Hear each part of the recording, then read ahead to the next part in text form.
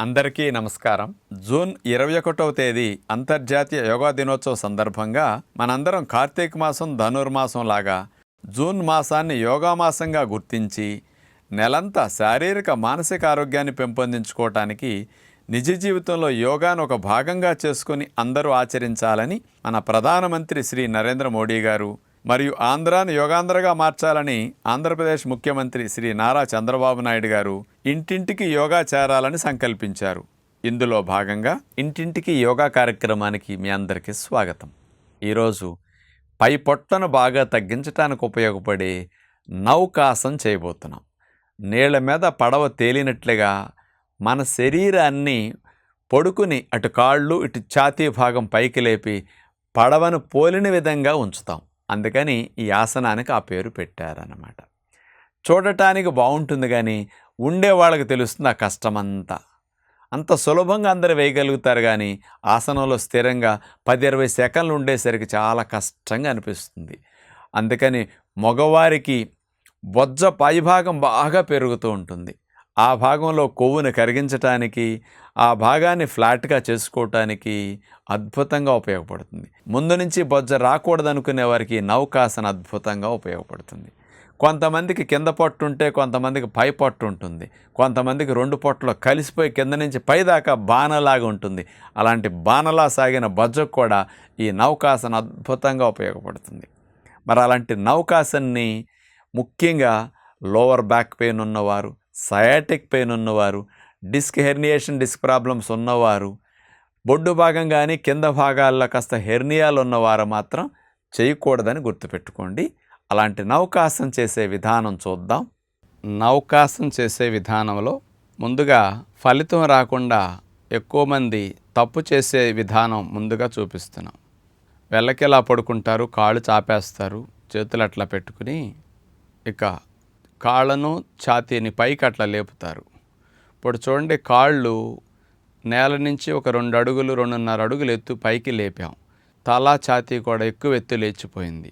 నీళ్ల మీద పడవ తేలినట్టుగా బాగానే ఉంది, కానీ కాళ్ళ బరువు అంతా కూడా పైభాగం పొట్ట మీద పడాల్సింది నడుము మీద పడుతుంది అన్నమాట. ఇట్లా లేపటం వల్ల ఫలితం రాదు.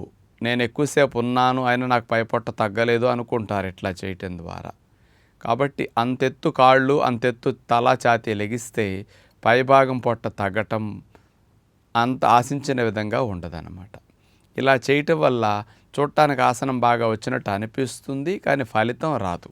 ఫలితం బాగా రావాలంటే నౌకాసన ఎలా చేయాలో ఇప్పుడు మనం చూడబోతున్నాం. వెళ్ళకిలా పడుకుని కాళ్ళు అట్లా చాపేస్తారు. కాళ్ళని నేల నుంచి ఒక అడుగెత్తు లేపి ఆపుతారు. పాదాల హైట్ నేల నుంచి అంత అడుగు మాత్రమే లెగిస్తేనే, తర్వాత చేతులు కూడా పైకి తొడల పైన అట్లా పెట్టేస్తారు. తల కూడా చూడండి నేల నుంచి ఒక 1/2 అడుగు 3/4 అడుగు ఎత్తు లెగుస్తుంది అనమాట. అంతే.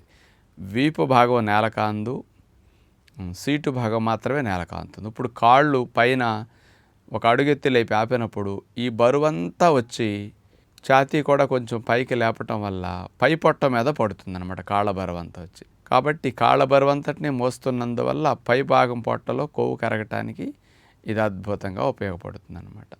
అందుకని నౌకాసన ఈ యాంగిల్లో కరెక్ట్గా చేస్తే బాగుంటుంది. ఎవరైనా అట్లా చేతులు సపోర్ట్ తీసుకోకుండా ఉండలేకపోతే చేతులతో తొడల భాగాన్ని అట్లా పట్టుకునైనా ఈ నౌకాసన చేస్తే ఫలితం బాగానే వస్తుంది.